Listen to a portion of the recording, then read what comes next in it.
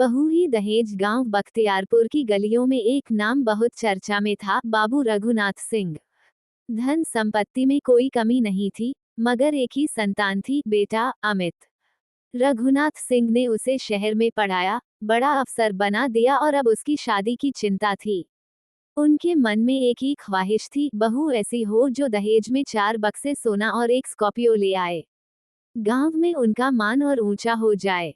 शादी का रिश्ता। एक दिन रिश्ते की बात चली। शारदा देवी नाम की महिला आई। उनकी बेटी पायल शहर में टीचर थी, सुंदर, पढ़ी लिखी, संस्कारी। शारदा देवी ने कहा, हमारी बेटी को दहेज में कुछ देने की स्थिति नहीं है बाबूजी, मगर वो खुद कमा रही है। बेटी ही दहेज है। रघुनाथ सिंह ने मुस्कुराते हुए कहा, हमारे यहाँ बहू को सम्मान मिलता है, पर यह भी सच है कि समाज में इज्जत दहेज से ही आती है। अमित वहीं बैठा सब सुन रहा था।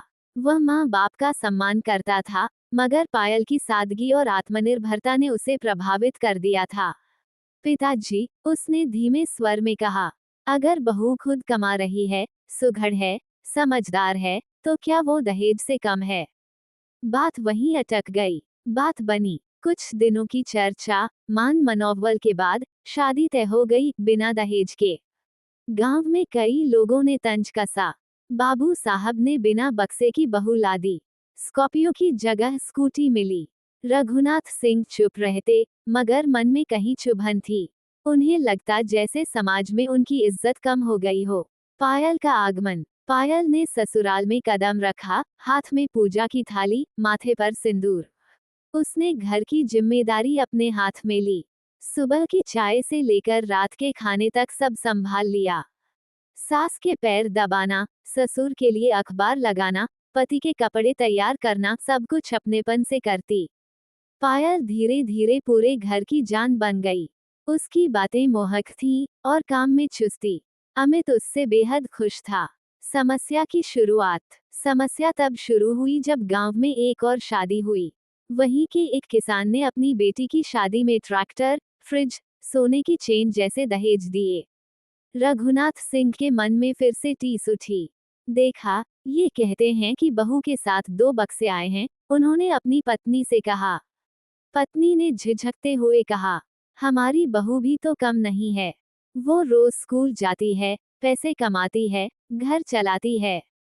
पर समाज क्या कहेगा? रघुनाथ सिंह बोझिल स्वर में बोले। पायल की परीक्षा। कुछ ही दिनों में गांव में एक सामाजिक कार्यक्रम हुआ। कई लोग बुलाए गए। रघुनाथ सिंह भी गए, और साथ में पायल भी। स्टेज पर एक महिला मंच से बोल रही थी, दहेज समाज की सबसे बड़ी कुरीति है। हमें बहू को ही दहेज समझना होगा। उसकी बात खत्म होते ही आयोजक ने पायल को मंच पर बुलाया।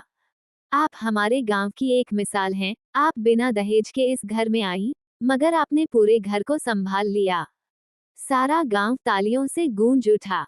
रघुनाथ सिंह की आंखों में नमी थी। उन्हें महसूस हुआ कि जिस समाज की बात वह कर रहे थे, वही अब पायल की तारीफ कर रहा है। परिवर्तन। उस रात रघुनाथ सिंह ने पायल से कहा, बेटी, मुझे माफ कर देना। मैंने तुझमें वो देखा ही नहीं, जो सच में था।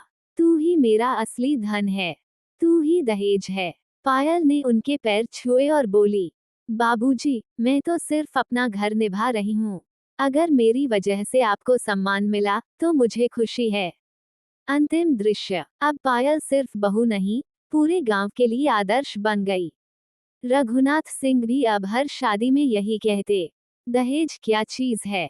हमारी बहू ही सबसे बड़ा दहेज है।